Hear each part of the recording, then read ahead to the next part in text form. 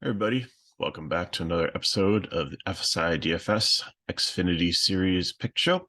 I'm your host, Mega Ruler 31, and we had Daytona over the weekend. It's behind us now. It's just such a hard one to nail, and I know so many people are talking to like our lineups we built, and we were like loving them, and then the last few laps happened and wreck after wreck after wreck, and our money just kept on going down, down, down. And I know some people's kept on going up and up and up because of it. And hopefully you end up on that side. But that's why I warned, just make sure you just dip your foot in the pool, just enjoy NASCAR being back. So move out to California this week, and we're going to have some issues because today it's beautiful on the East Coast, and hopefully if you're out here, you got a chance to take advantage of the nice weather. But the whole West Coast has just been like miserable with rain and snow, and California, where they're going to be racing this week, is going to be no different. It looks like it's almost 100% chance of rain Friday, Saturday, even into Sunday. So I don't think they're going to get practice and qualifying in for this Xfinity race. And I don't even know if they're going to be able to race it until Monday, but we'll see. Things could change, but could be a very late night on Saturday. But anyways, I don't think they're going to qualify. So that's why I did choose to do a show at this point, because I feel that, we're going to know what the order is if it rains out. It's reverse order of the point standings and then the driver standings from this year and last year. So pretty confident that's how the qualifying order is going to be. You do have some cup guys coming in here. And for some reason, and hopefully this changes within a day or so, is we just all need to email or go into our messenger and talk to DK about this. But for some reason, Ross Chastain is not in the player pool.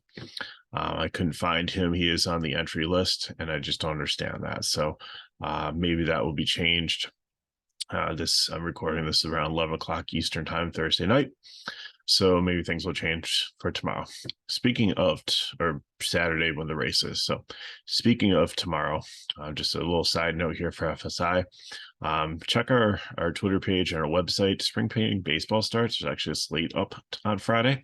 It's only a 2-gamer, and I think there's a showdown. But after that, it's always fun to get back into the swing of things with that. So don't know how many videos we'll be doing through the spring training, but definitely have it covered as soon as the regular season starts. But if you're interested in spring training baseball, keep an eye on our Twitter page and our website. Most years we've opened the room, just got to get that set up with the team, and we'll let you know when that's ready to go. So back to NASCAR, and appreciate all the views last week. Really, really successful from the truck Xfinity and Cup viewing. Well over 1,000 for all of them. I think it was like 2,000 for all of them combined. So thank you so much for watching and coming back. After the off season, we're glad to be back here. So one of the questions that was asked was like, what are the teams for Xfinity? And team racing really was something for like Daytona 500. You're not going to see as much in this race. Potentially sometimes you're going to see teams that have like nailed the setup better and all work together on that and do better. Sometimes manufacturers do better on different tracks than others. But I did want to try to quickly just go through the team breakdown. So I'll just do this for a couple minutes, and then we'll get back into the picks for the race. So let me go over to our tabs here. So the elite teams, and you're going to see drivers on here that aren't Xfinity drivers, and I just pulled the whole player pool just to kind of make sure I didn't miss any teams or anything. But for your elite teams, you have I know it says Hendricks, but Hendricks, I think, is they only do like 4 or 5 races a year. They have a team. They might even be like a junior motorsports car. So, Hendricks is up there when they run. They're really good equipment, of course. Joe Gibbs Racing, they are fielding 2 full-time cars this year with Joe Hunter Nemechek and Sammy Smith, and then they have the 19 as an all-star car, and those are the guys that are in peach here. So Connor Mosick, Joe Graff Jr., Ryan Truex, Myatt Snyder are all guys who are going to be running. You might see some other Cup guys come down. I don't think Harrison Burton would do that anymore. He was on the Gibbs team, but you might see Denny Hamlin come down, Truex come down, Drew Dollar come up from ARCA or the Truck Series, run some. Ty Gibbs maybe might jump down and run a couple. Trevor Bayne. So they're one of the best teams up here. Junior Motorsports is probably the most elite team. They have 4 full-time drivers with Brandon Jones, Josh Berry, Justin Allgaier, and Sam Mayer. They also will field the 88 car for Dale Earnhardt Jr. usually runs like 1 race a year, and then Paludo runs some road courses for them. And then Richard Childress Racing, you have Austin Hill, who won the Daytona 500, and Sheldon Creed.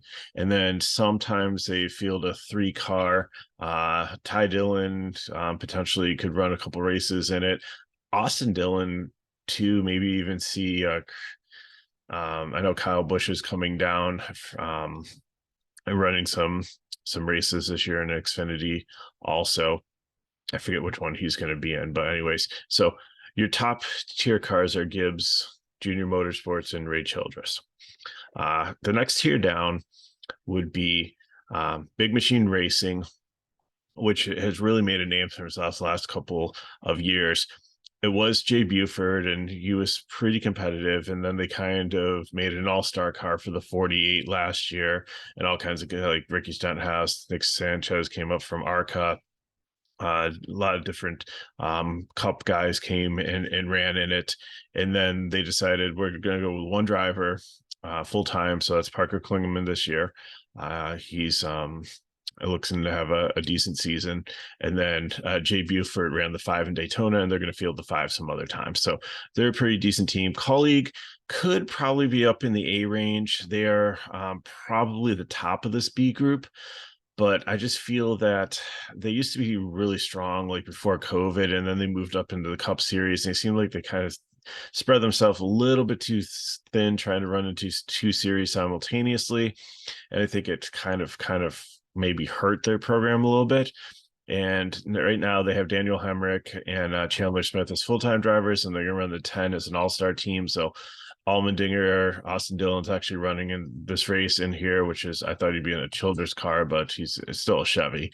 Kyle Busch will be running in this one.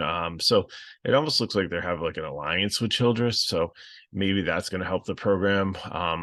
Bring them up a little bit, but they're like a B plus team. Sometimes they can be A, and sometimes they can be B. Sam Hunt Racing, they're running Kaz Gralla as a permanent driver here, and Chase Parker ran the Daytona 500. So you'll see some other drivers pop into this car. A different specialties usually for like the 24 when they run 2 of them, but it's just going to be, and they're almost a subsidiary of Joe Gibbs Racing, so they're pretty strong there. And then Stuart Haas Racing, you have Cole Custer coming down from Cup Series. He should have a phenomenal season. Riley Herbst is a solid driver too. We can stay out of trouble. So those are pretty much the ones in the B group. Big Machine, Colleague, Sam Hunt, Stuart Haas. And then I throw Penske in there too. Penske hasn't run in a couple years since Austin Cindric went up. He used to run the 22, but they were a decent team. And if they ever were to return or just for a couple races, I think that they definitely are, maybe not in the top tier because haven't been there like week after week, but I think they definitely are B tier consideration. So who is in the next tier? Alpha Prime Racing. So Alpha Prime Racing, they got Jeffrey Earnhardt from Emery Gase Racing. They got Ryan Ellison. Alpha Prime Racing is Tommy Joe Martin's. He used to have his own team, and then he got together with some other partners. They're actually sharing a garage, I believe, with Brandon Belt, who doesn't have a team currently down here. Chris Wright ran last year. Brandon Brown used to run the car. He won Talladega in it. Got that "Let's Go Brandon" chant going, and but then they kind of lost funding and stuff. COVID didn't help at all. They were a solid like 1 car, family-owned team.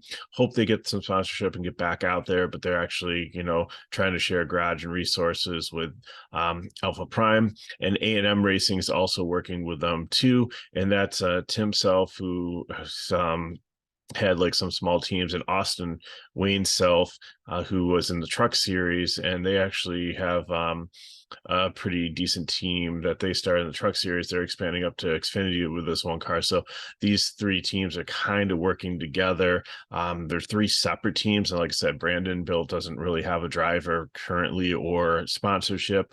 They weren't in Daytona. They aren't in the player or the entry list for this one.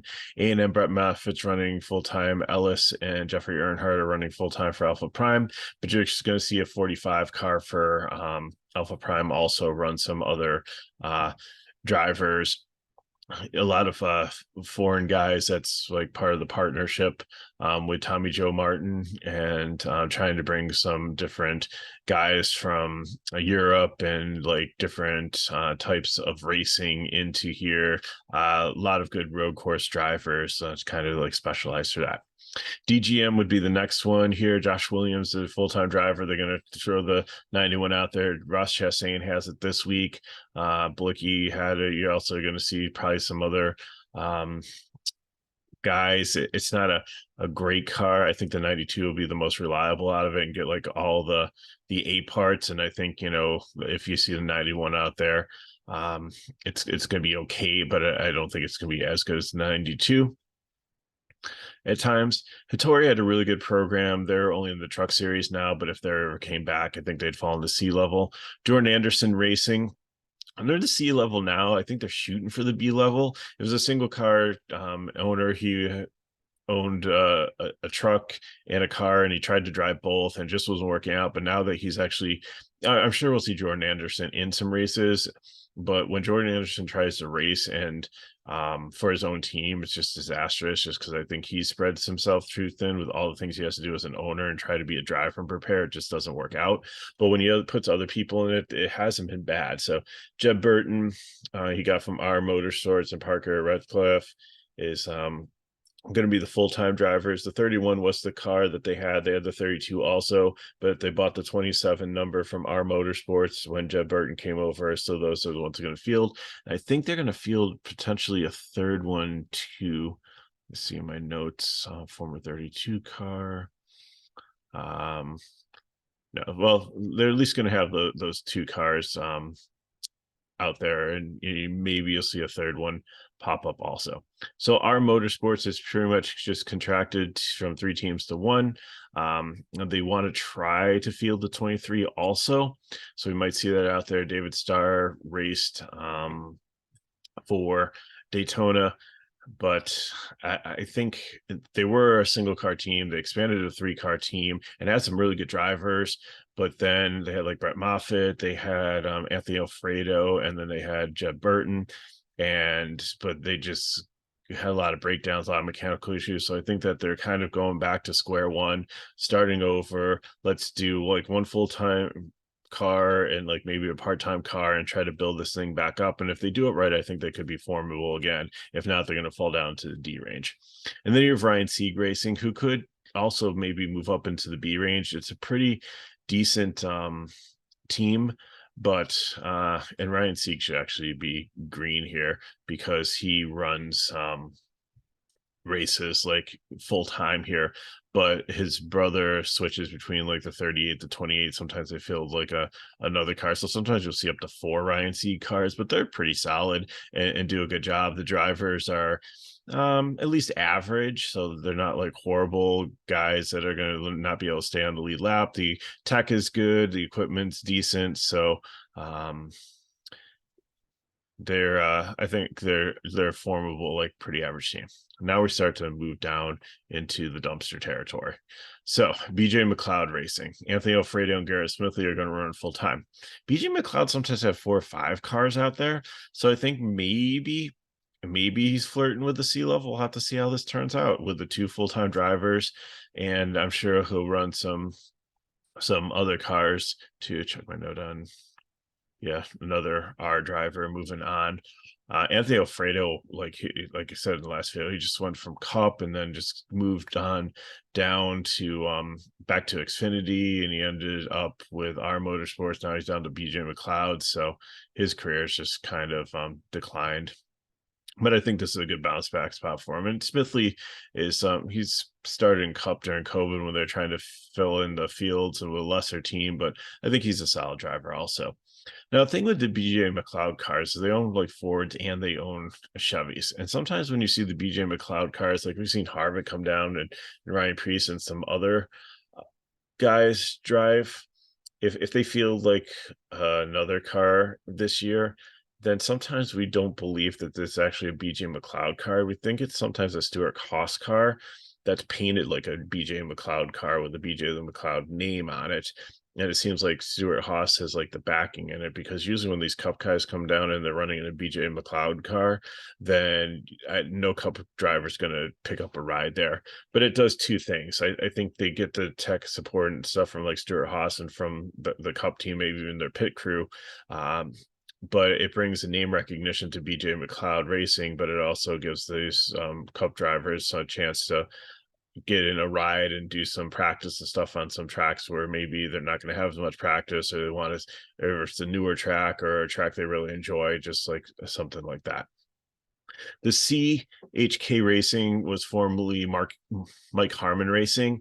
They're okay single car team. Ryan Vargas is run full time here, but I wouldn't be surprised if you don't see like another Mark Harmon car pop up from time to time with Mark or Josh Reaume or Stanton Barrett or Tim Veens or some of these old dudes getting a ride in it for a race or two. Emerson Gase Motorsports, they're okay. They have a lot of tech issues. They have 35 and 53. They'll be running a bunch of different people in these cars through the year, cycling through. I think whoever fits, they're not really good drivers. Some of them are very, very young, just getting their start. Some of them are older drivers that just have been around for a while and just never really caught on, not really good. So I just don't trust them. So JD Motorsports, I said in the video last week, if you watched, that usually one of these cars is really good and usually one of these cars is really bad. And it's hard to know because a couple years ago, I think it was Landon Castle was in it. Like, correct me in the chat if I'm wrong, but the 4 car was like really strong, but then the 6 car could never qualify, so they moved the driver to the 6 car, knowing that the 4 would already qualify on drivers and owners points. So it's the same thing that we saw with RSS playing to try to get multiple cars into the 500. So Bailey Curry obviously got the lemon last week because his car was smoking and broke down. It was one of the first cars out of the race. So JD, I don't know. One of the cars is usually solid, one isn't. Both drivers are decent, usually fairly priced guys. If they start towards the back of the field, are usually good punts for DFS, and potentially, I think they're looking to field the 0 car also. Yeah, so they're looking to throw that one out there too. MBM Motorsports, another one where you have some tech issues. They only have the 66 this year. It's going to mostly be like Timothy Hill, but MBM has like all different manufacturers. They have a Ford, they have a Toyota, they have a Chevy. I guess it's whoever comes gets to kind of pick whichever car they want to drive for this, and they're also going to throw out a 13. So I think you're mostly going to see Toyotas from them, but I think you could potentially see a Chevy and a Ford coming from this team too. But again, they're a little bit risky to play. Greenlight Racing, we saw a lot of star power in these last year. Cole Custer came down, won a couple races here. This year they have 2 full-time drivers, and Blaine Perkins and Greg Galding. Both are decent.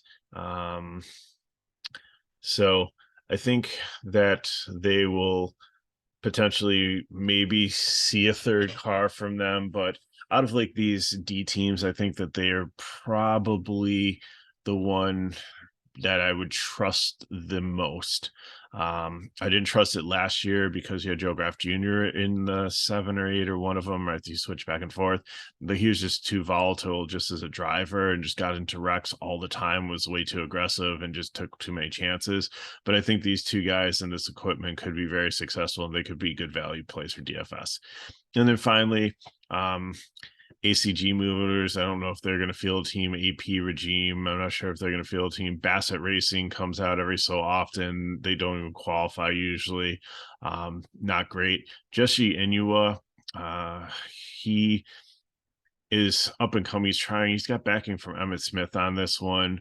Kyra Weatherman most of the time had to qualify the car for him, and then Jesse would jump in sometimes. So like DK needed to put both guys in the player pool because you didn't know which one would actually end up driving the car for the race, because one of them would practice and one of them would qualify and then one of them would race. So it switched back and forth so much. Mean Motorsports, I don't think you'll see them that much. They're not really a good team. And I wonder about tech on those also. And I'm not sure if SQR development is going to put out a car maybe for road races or certain tracks, but I think those are the tiers. So if you have any other thoughts on them, we'll put them in the chat below. I'm sorry. I talked over with a couple friends just to try to be like, so it just wasn't my opinion on this. I tried to gain some consensus, but sorry about that. So hopefully that helps a little bit, getting to know if you're new to Xfinity Series. And now let's get on to the picks. So like I said, what I did to build these projections here is I took we're still running on it's 20% of their 2022 stats, whether they're in Cup or Xfinity or Truck Series or ARCA. I kind of prorated them to like where they would have landed in the Xfinity Series. So I had to kind of dull down the Cup ones a little bit, and I had to like kind of also the truck ones too, because it's just like they're moving up a series and Cup is moving down. So again, you don't need to know how the sausage is made for that. Just know that 20% of these was this, 20% was track history, which is kind of hard because I only really raced here last year, because in 2020 and 2021 with COVID, California and New York didn't allow any racing or large gatherings in their states, so they couldn't go race there. So some of these guys had history back in like 17, 18, 19, but it's really not relative. This is probably going to be the last race of this track. They're going to rip it down because pavement's about used up its life. It's a high tire wear track. So that's where I really built the rest of it. I looked at Auto Club 22. I looked at Darlington races. I looked at Homestead. They're not similar tracks in length, but they're similar tracks in like high tire wear. So then I looked at all the high tire wear averages for it, and then I looked at similar tracks like for like I threw in some like Charlotte and Michigan and some other larger 2-mile tracks that weren't super speedways for this, and did look at some Atlanta data too prior to last year when they repaved it and it turned into a super speedway, because that was a heavy track. So with all those things together, and I threw together the starting order based on how they finished at Daytona. So I'm just going to run through the drivers here and some of my thoughts. So this is going to be a race where you're going to want to look for like lap leaders and what we call dominators, people who get out there and run. So, and you're going to have a lot of really good cars at the back just because of the way this is qualifying and the way Daytona ended up. So if they don't actually have practice in qualifying, and if they do, then check the back of this video. I'll throw some notes down once that's all set, just to kind of give you my updated opinion on who my prime plays are and some other values and thoughts. I can throw a quick paragraph together for you on that just to try to help you out. Or, of course, just come to FSi DFS.com and go into our sign up for our package. It's super cheap. And then, you'll have all this updated information right before race, because it's just going to be such a compressed schedule. They're probably going to finish like racing, and then we have to wait for like tech because it's an impound race. So they have practice. They go right into the qualifying. They lock up the cars and then they inspect them, and their qualifying positions are locked in. But if somebody qualifies like second and then they fail tech and they have to start at the back of the field, then that's really not going to be as great of a play anymore, because if they started second, they might have a chance to go out and to lead some laps and get some dominator points. But if they're starting at the back of the field, first of all, they have to avoid any calamity of the bad cars. And it's going to take a while to get their way back up. I mean, they can do it through pit strategy and different things. Especially, it's favorable for cars that are not racing for a title. And those would be the cars that aren't in green. All those are like your full-time drivers. They're not going to really, they need to get stage points and things like that if they want to try to make the postseason. The rest of them, it doesn't matter as much because they're not running full-time. So, but actually, like I said, Ryan Sieg should be green. I'll fix that for the next video, so I apologize for that. I had him as a different color because he switched numbers for when he ran at Daytona, so he could get his brother or one of his other cars in, I think. So, but anyways, going back to this. So basically, you're going to want some guys that start in the front to try to capture those early laps led.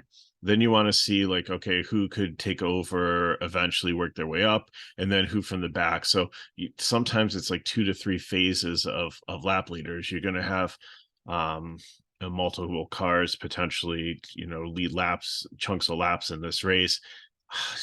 3 is usually a healthy budget. Sometimes it could be 5 or 6. It all depends.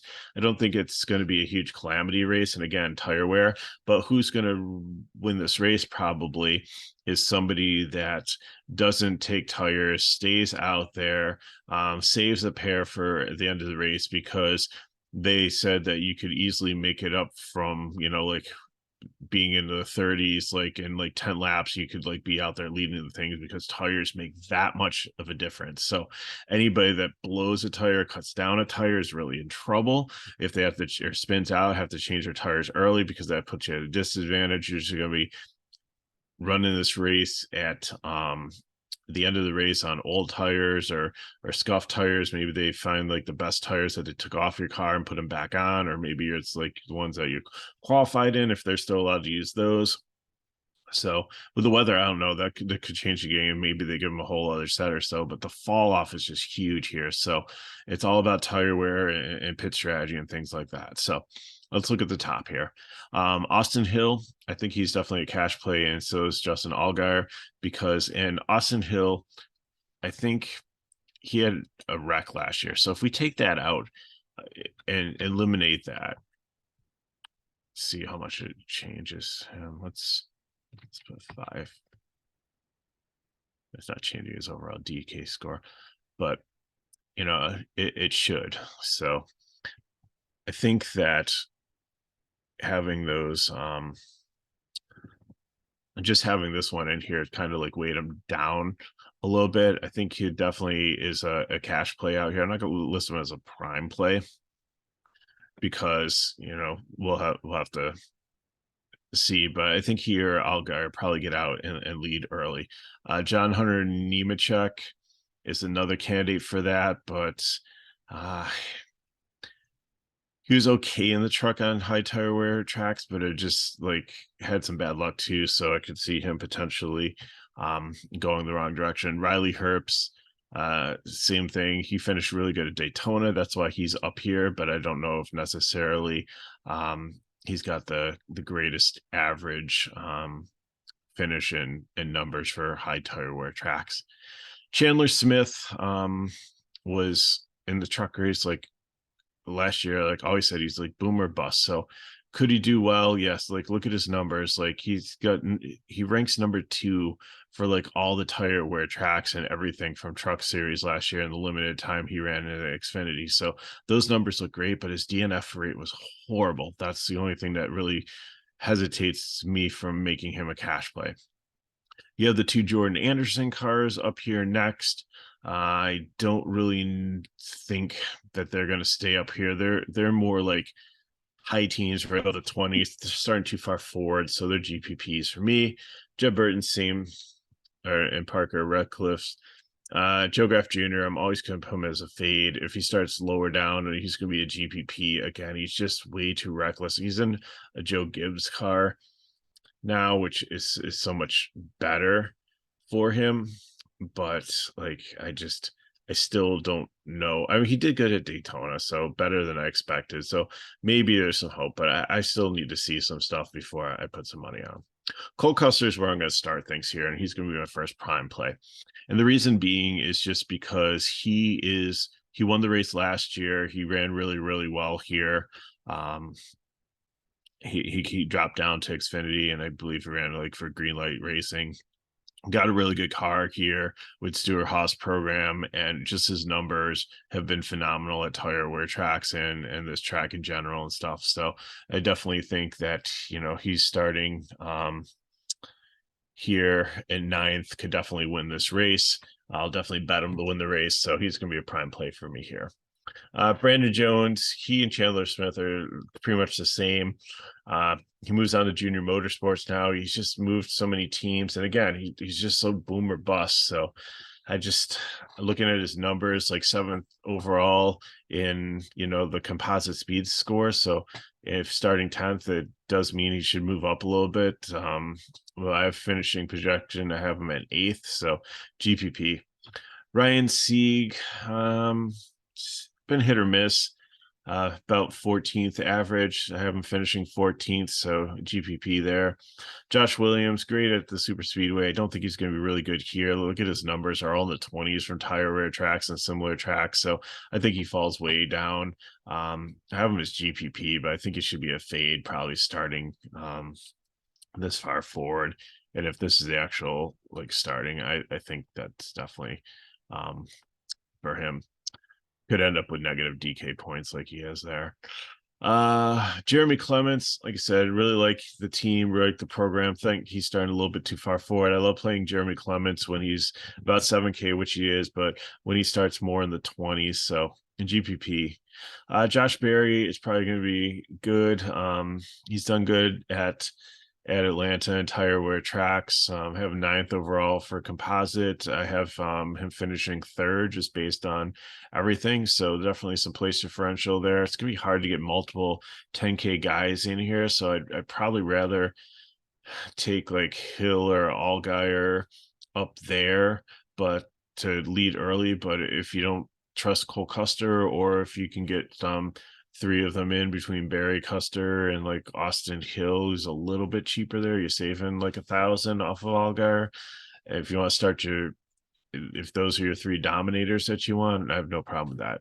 Joey Gay starting way too far forward. He had a really good run at Daytona and finished, stayed out of the crashes and stuff. But if you look at him, he's like 31 for average speed here. Kevin finishing 30th, so he's going to lose a lot of place differential, almost like half of that. So not interested. Sam Mayer, another decent one here. I have him finishing 4th. Didn't complain in cash. Sammy Smith, I think jury's still out. I think he needs a lot of experience, but I think he's got a lot of raw talent. I think you play him as a cash starting it here. I know I have him finishing 22nd, but I think that he's someone that is a fringe cash play, especially if he's starting back here just because of Joe Good Racing. I think he's got some pure talent. Don't know how he is on tire wear, but we'd find out. Greg Alding, again, Greenlight Racing. I said I really respect the program for a smaller team, but I think he's a fade starting way too far forward here. Just looking at his numbers, looks like he's going to lose 16 positions and finish in the 30s. Parker Klingman, Big Machine Racing. He ran Darlington here, so we don't really have too much data on him, but I have him finishing in the high teens. So I think there's a little bit of place differential. I don't think he's going to go up and lead the race at all or anything, but I think he's somebody that you can consider for cash. Kyle Sieg and David Carr, GPP again. You got guys that probably should be starting a little bit lower in the 20s, and just because of the rain out and where they finished in Daytona after one race, are starting a little bit high up here. So the price is nice on them in the 5K range. I think I'd rather drop down a little bit more if I'm taking a chance and take like Perkins or Curry, because you have more place differential points by about 10 there. But you can consider them. Brett Moffat and Anthony Alfredo here together. Um, I think Moffat and they're similarly priced. I really like Alfredo just because if this BJ McLeod card can hold up, um, but then again, I don't know how they're going to be on like strategy for tire wear or anything like that. I think Moffitt being the veteran would be able to, Alfredo's only been in the series like 4 or 5 years, but Moffitt's been around a little bit longer. A lot of experience with the truck series and stuff. So I would think that he'd kind of have the edge here. So I think he could play both of them in cash, just where they're starting. But I think I prefer Moffitt here. Jeffrey Earnhardt, I think he's a GPP. Again, he's probably going to finish around where he starts. Sheldon Creed's down here just because he wrecked in Daytona, but I definitely think like he did really good at Darlington, didn't do bad at Auto Club last year, had a little bit of trouble at Homestead. So I think it's just his DNF rate that's holding him back here. If you look at his numbers, it's not a huge projection.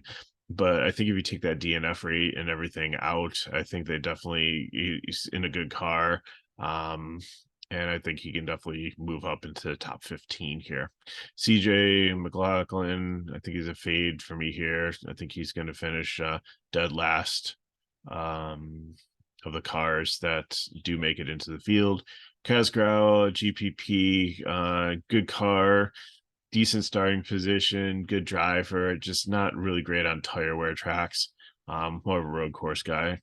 Brandon Poole, same thing. Probably going to finish where he started. Not a super upside where I take a 5K guy to try to get another 10K guy in, then a 6K guy here. Ryan Ellis, same thing. I'd rather drop down to like Perkins and Curry here. And even though they might lose like some place differential, I think you're going to lose less points if they finish towards the back of the field, but you're saving $1,000, and that $1,000 could be the difference between getting Justin Allgaier or Austin Hill if you'd rather have Allgaier. I think Hemrick's a prime play here. If we look at his numbers, fifth in composite average for speed on these high tire wear tracks. He's done well at California. He's got experience here. Good DNF rate. I have him moving up 24 spots and finishing sixth, starting 30th. I think this is like one of the best plays here. So Custer and Perkins are definitely my prime plays. Austin Dillon or Tyler Reddick, I think would be the other prime play, but I didn't really want to mark them as prime plays only because then I'm giving you like all these high price guys. So I think, let me see here. Well, let me finish off and I'll try to tell you who I think my final prime guy would be. We'd also have to see what Ross Chastain's pricing is going to be, but I'd assume it'd probably be like in the 10K range if they do add him to the player pool. So I think, Kruth is definitely a fade here. Nothing exciting here, but maybe Alex LeBay would potentially be my other prime play. 6,100. Should be able to move up. I am finishing 20th, 16 place differential points. So let's make LeBay my final prime play down here.